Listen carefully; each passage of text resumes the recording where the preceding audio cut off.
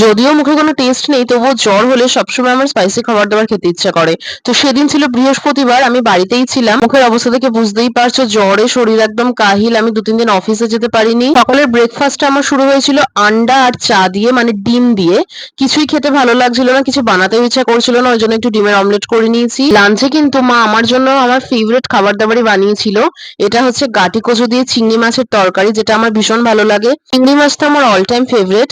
তারপরে মা বানিয়েছিল চিকেন কষা ঝাল ঝাল করে, একদম শুকনো করে, বেশি মশলা দিয়ে মা চিকেনটা বানিয়েছিল। সন্ধ্যেবেলা আমি অর্ডার করেছিলাম একটা চাইনিজ প্ল্যাটার।